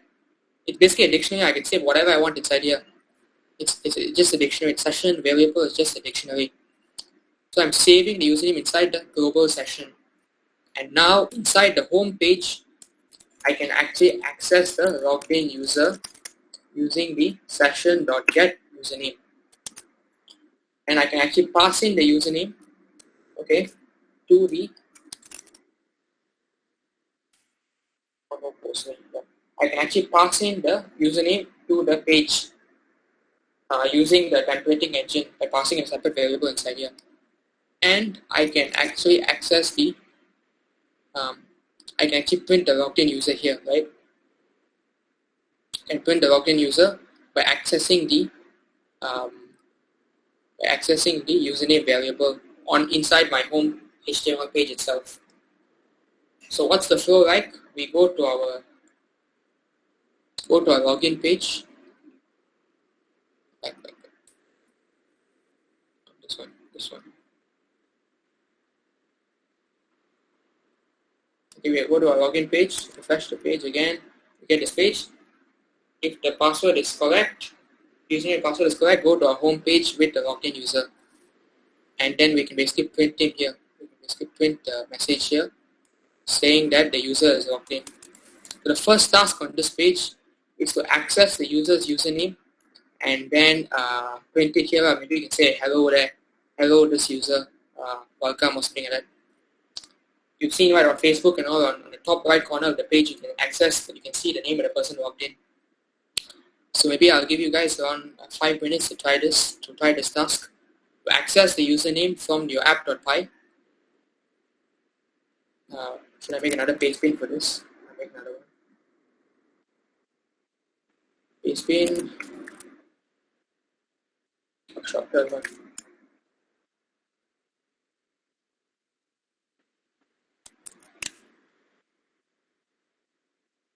You guys can access this to access the latest app.py code.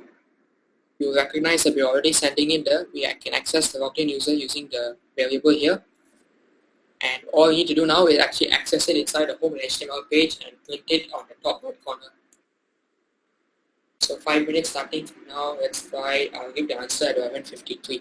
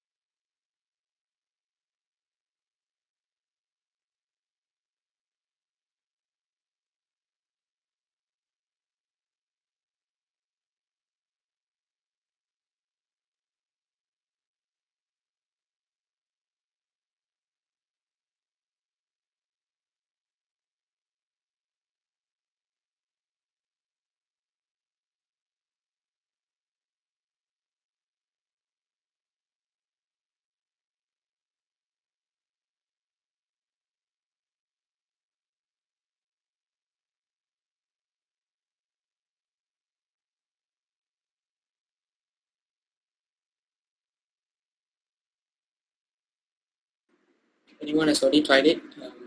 Any luck so far? Or trying or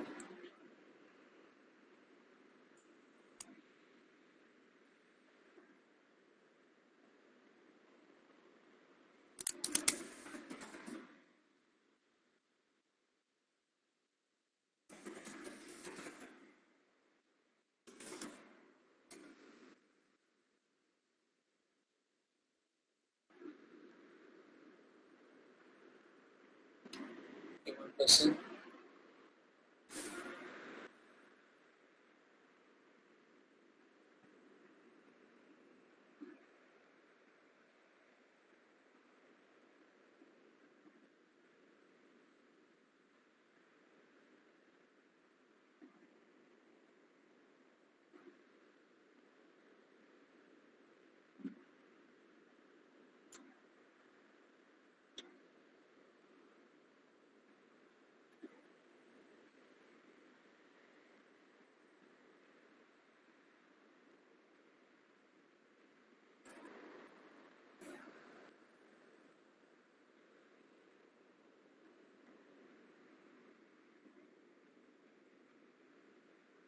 Okay, if you understand, let me just quickly give the answer. It's a very short one only.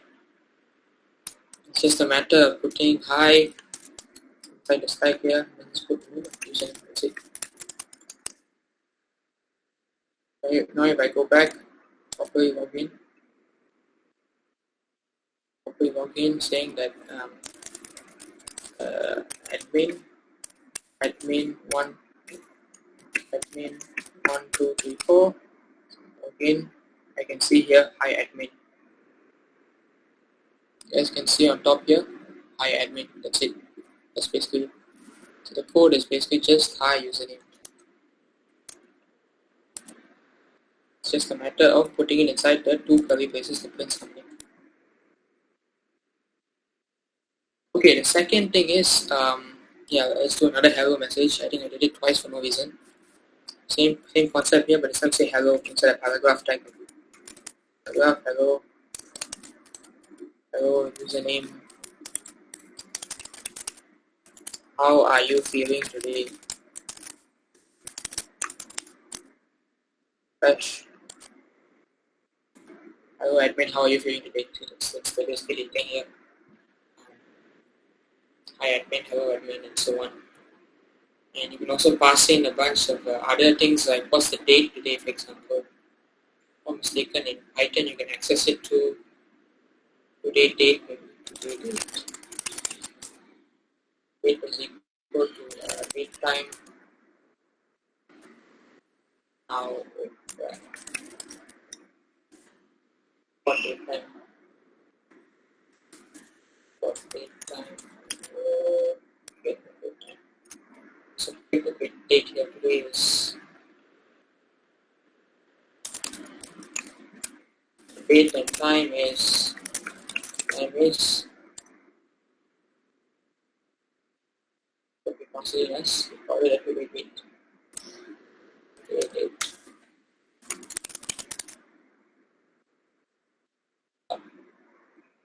Dash.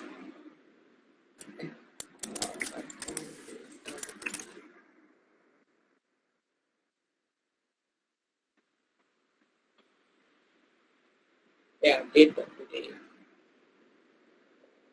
File date time import date.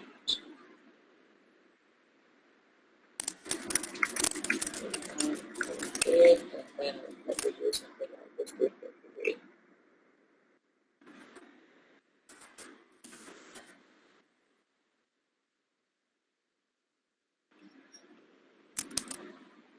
The date and time today is just 22nd, 2021, 12/02. Basically, the concept I'm trying to say is like you can pass in any Python variable inside your HTML file and make the page dynamic. That's essentially the concept. So yes, you can print stuff inside, you can access variables, and then you can, that's basically the gist of it. 2 tasks already done. Now let's say I have a list of things to do saved inside my server. In this case, I have already made you can populate this however, whatever things you want. So I'm going to make a few things to do today. I'm going to um, go to the gym. Go to the gym, eat a healthy meal, take a nap. White rice. Go to the gym, eat a healthy meal, take a nap, and then code in class. 4 tasks for today, and I want to actually show this list very nicely inside my HTML file. So I can basically pass the entire things to do list as a variable. I can pass it in here, things to do,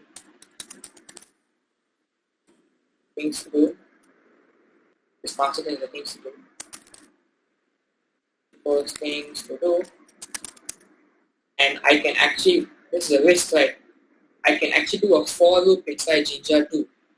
I can access this list of things inside Jinja 2. I can do a for loop in Jinja 2 to print every single item in the list. So how would I do this? How do I do a for loop in Jinja 2? Do a for loop using Jinja 2 without the tasks. Maybe you guys can try this first. Quite simple. Just access the list, and then for each item in the list, print it out.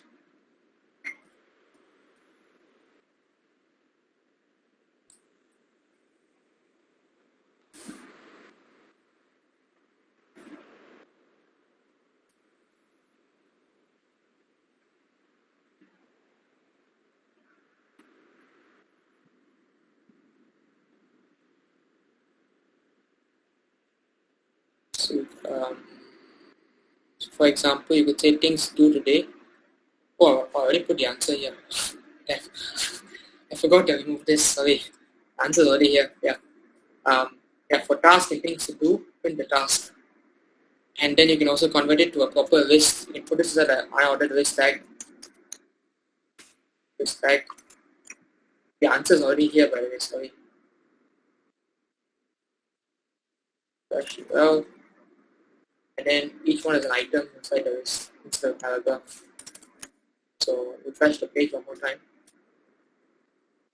For the gym, eat a healthy meal, take a nap, and code in class. You can already see the 4 things rendered inside a list using HTML.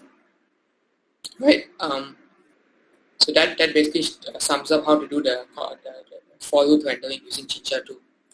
So just in the same way where you can print things inside a for loop using Python, you can do a for loop inside HTML itself. So that's pretty crazy, right? So whatever you can do in Python to dynamically print things, you can also generate your own HTML file depending on the data that you're passing from your Python application. And just to prove to you that this is actually dynamically rendered by the server, if you right click and view the page source, you can see the HTML that was coming right. And look at this. It actually created its own HTML file with the added things, with the added tasks. In the HTML file that we gave the server, we use the templating language. We put it inside the curly braces. But the server will use this file to generate its own HTML file that it serves to the front end. And the file that it serves has all the tasks listed inside an unordered list. So the server uses this as a guide to create its own HTML file and serve it to the front-end user. And that's how dynamic web applications work. Yeah, that's how dynamic web applications work. So the last thing for now, so are you with me so far? Let me do a quick poll of that. Are you with me so far?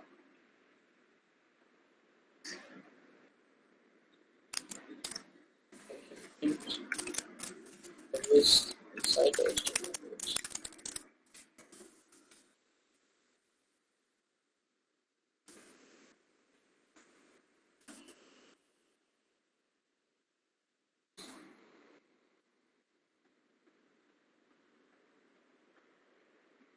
So if you're able to print the list inside the page, just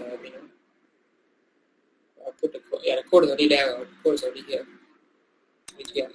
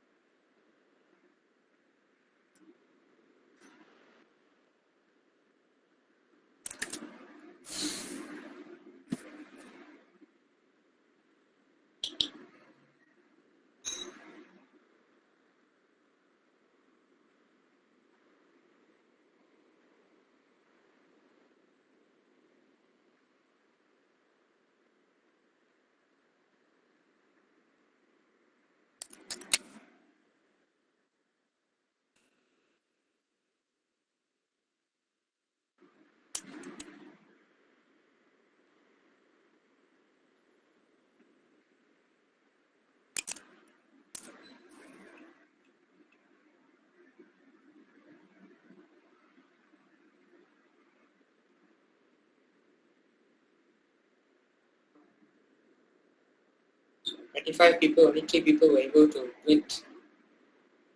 Is anything the issue so far, or what's happening? Any errors, you can just post there or inside the chat, and then we'll help you out.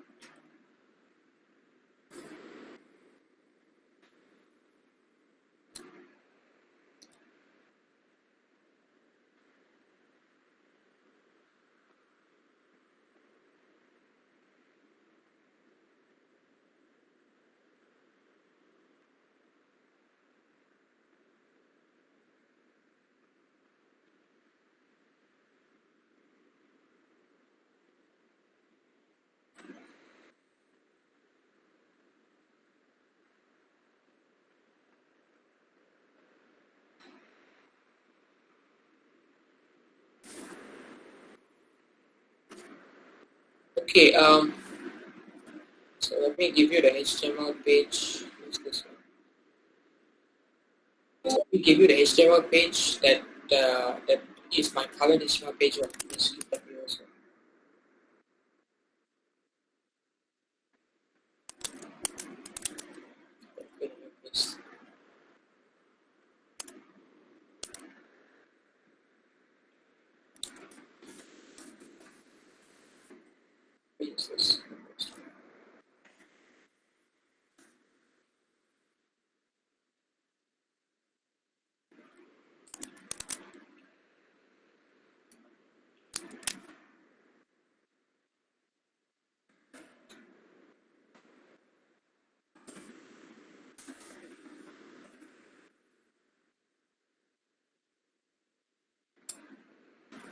Right, okay, so this is the this part of the page.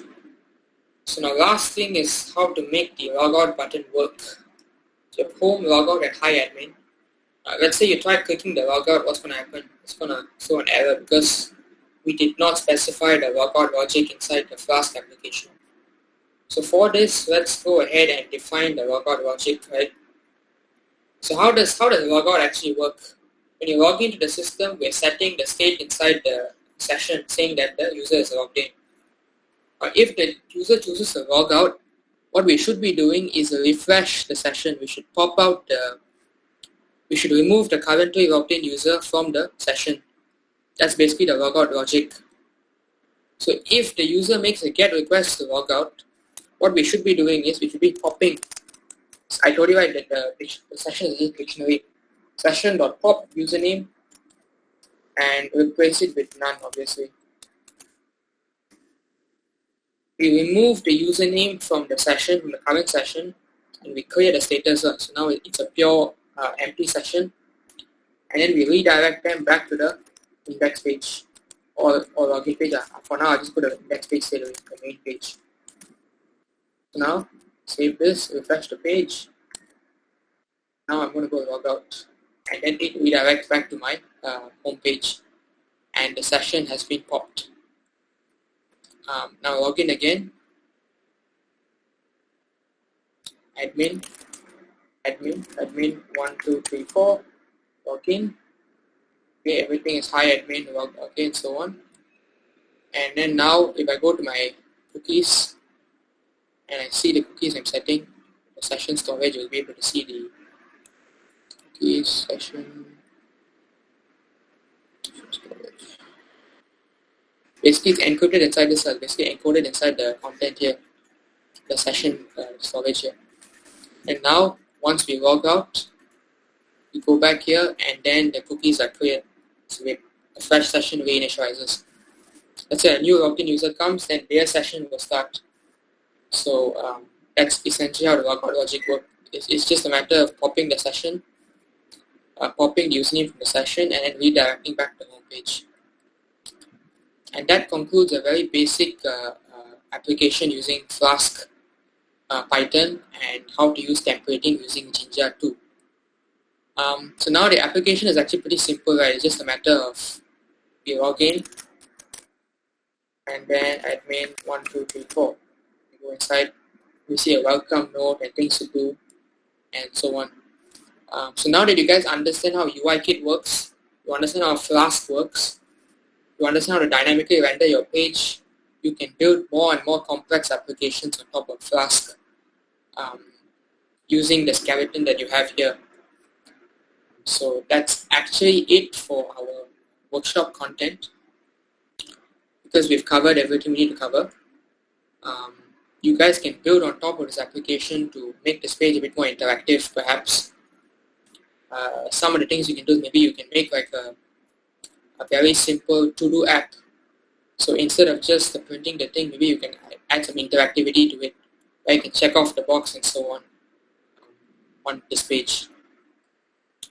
But we will stop here for now, and so I'm going to open the floor for Q&A, if there's any.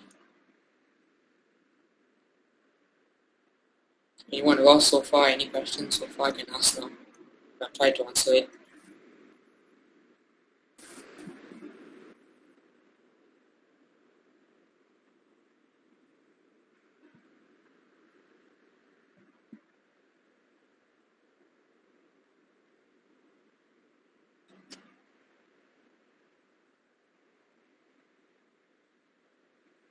Okay, workout, sure. Okay, so the logout logic is basically, since we set the session during the login, we set the username during the login, right? When we log out, we have to remove the session, we have to remove the username from the session. So let me just print the session before logging out. Our session variable before logging out. Okay, print the session. And our session variable after logging out. So I'm going to pop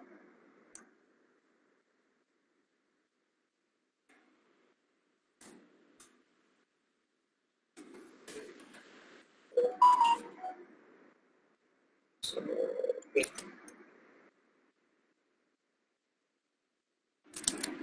Log in, admin 224, log in, right here, right?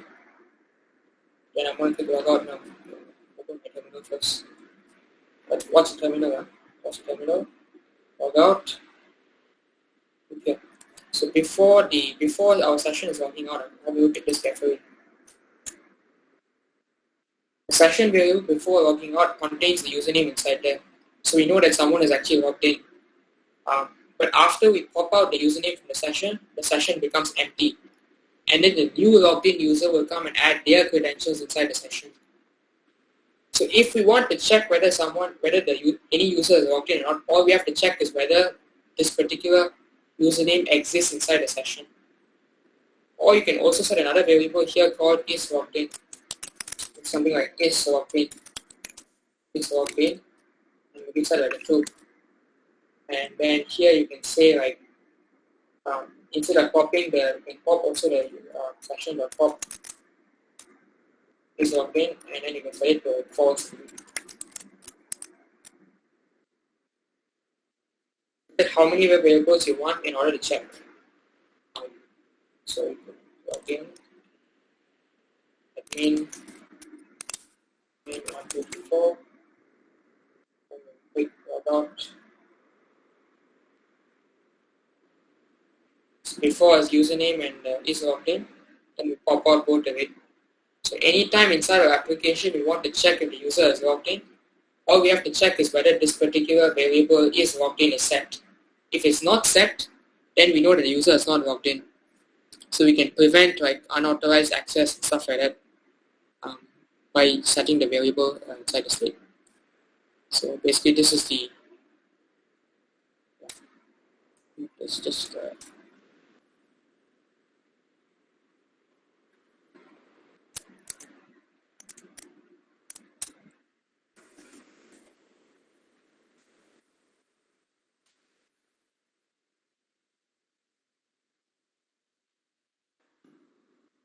this is the logout route, basically the code for it. And you can observe that after you remove the thing, the variables disappear from the file system session.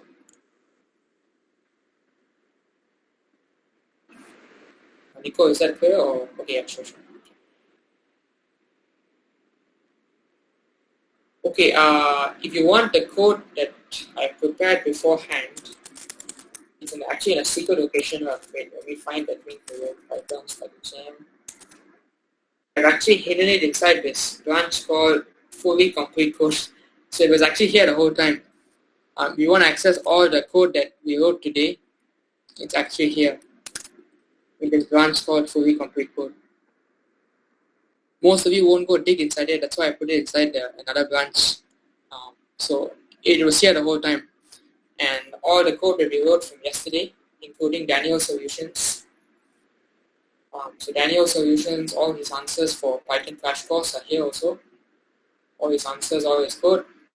And also my Flask app and all the code is also here. All the answers, all the code, all the HTML templates and stuff like that. Yes. So you can access the fully working code at that link to try and see what we did. And moving on from here,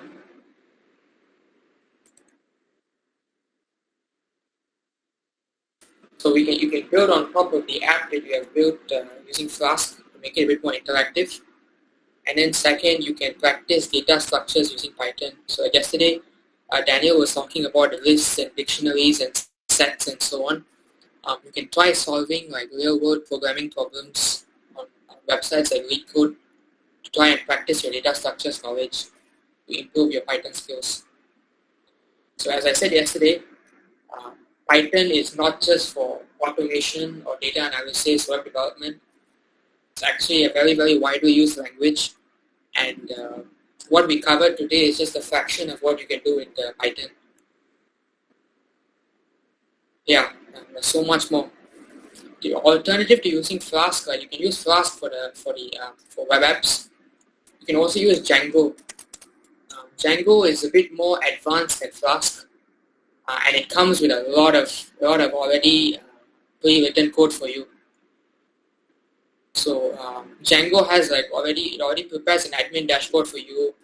It prepares like a bunch of templates you can use, forms, the admin security, and it even automates sending emails and stuff. So Django is a more advanced framework for web development. I have not actually used Django before, but it's a bit more complex than Flask, but it's way more powerful and it can do a lot more than Flask can do. Flask is used for building like smaller applications that you just want to get things done quickly, and Django is more for bigger applications where you want a lot of written code for you already. Because when we start Flask, right, we start with an empty Python file, just everything's empty. But when you start Django, when you start a new Django project, they'll give you like already 10 files of code written, and you build on top of it. So it's up to you to decide whether you actually like pre-written code or not. And Yeah, Django is ridiculously powerful, so you guys can check out Django if you're interested. And that's actually about it for our Python workshop. Um, the Discord server will stay open for I think forever. We won't close the Discord server. So if you guys have any questions after the workshop, even now you have any errors you want us to debug, you can always ask there. And yes, sessions for today and yesterday are all fully recorded. So if you got lost at some point today or yesterday, you can always go and refer to the session recordings that we will release right after the workshop. So thank you guys for coming, spending your semester break with us. And please fill in the post-event survey that we will send out in a bit, asking how the event went and how we can improve. If you have any questions about the code, you can always PM me or any of the people in the Discord server. And we really hope that you stay as regular members of DSC MMU and come for our future events also. Thank you so much for coming. If you have any questions, can stay back. If not, thank you.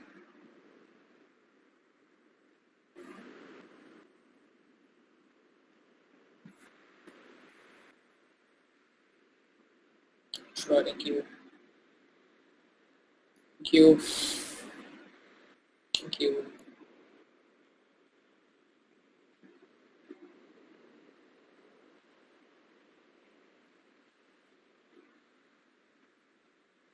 Thank you.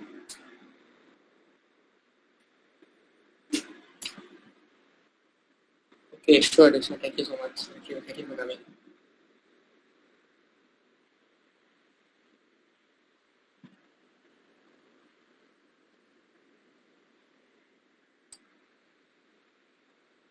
Thank you.